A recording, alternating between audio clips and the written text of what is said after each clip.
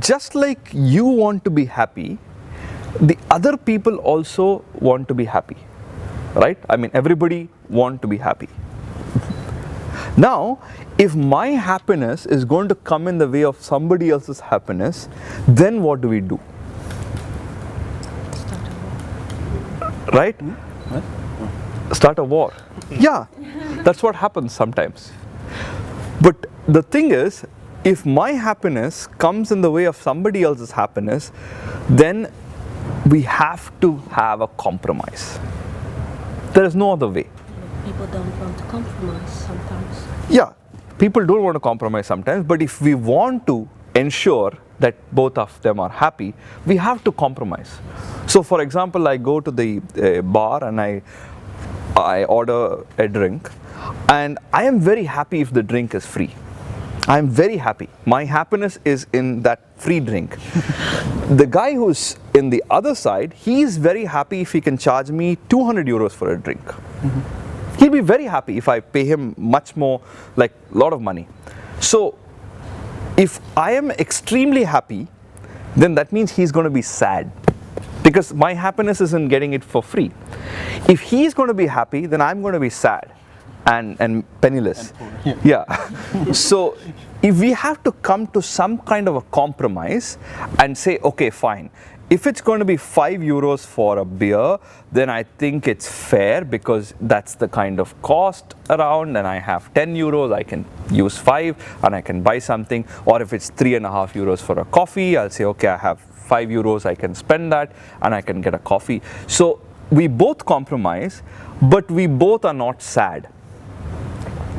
And who does this compromise? In this case, it is the restaurant, or it is in a larger system, it's a legal system that says, okay, you can charge only so much, or you cannot beat up somebody else, or there is a certain law and order.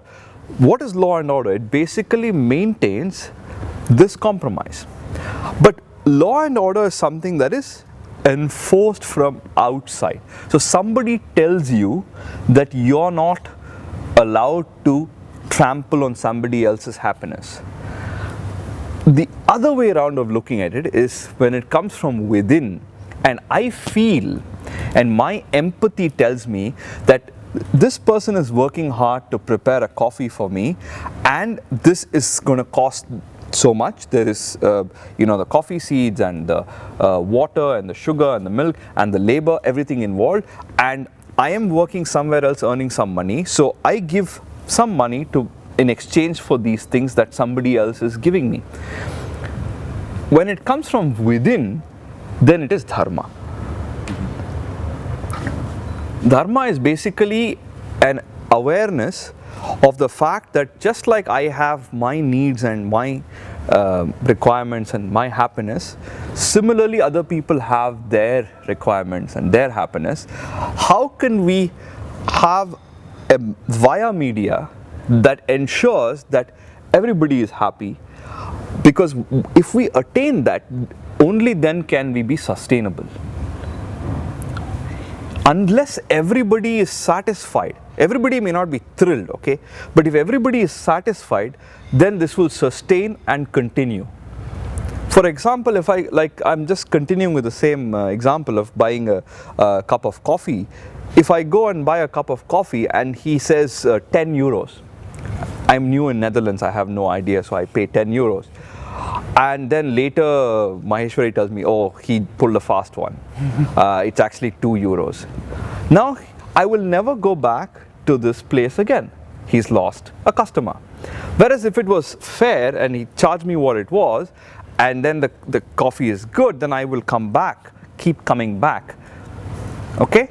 Similarly, if it's 2 euros and I go there and I'm, good friends with somebody here, I'm only going to pay 1 euro. It may work once and twice, and the third time they say, you know what, we don't want you. So both ways, it's sustainable when the people involved are all having a certain level of compromise and satisfaction. So dharma is in that sense a principle of sustainability. It's an awareness that comes from within, but dharma is also a larger establishment of global compromise or global ethic, because I generally avoid using the word ethics because it is very normative, like there is right and there is wrong. Now dharma looks at it from the larger point of view. So if you say, for example, honesty is a value, well, honesty is useful in some places, it is not in other places. If there is a guy in my neighborhood who's beating his wife, and his wife comes running to my house and says, please let me hide in your place, and you say, okay, fine, go and hide in the kitchen or some place, and I'll tell your husband you're not there. And then you say, no, I'm a very honest man. So yes, your wife had come. She's hiding in the kitchen. So if you want to go there, this is the key. I'm being very honest. But what is that causing in the larger scheme of things? It's causing trouble for that family. Whereas I would say, oh no, I have not seen your wife. Why don't you go and check in the police station or something?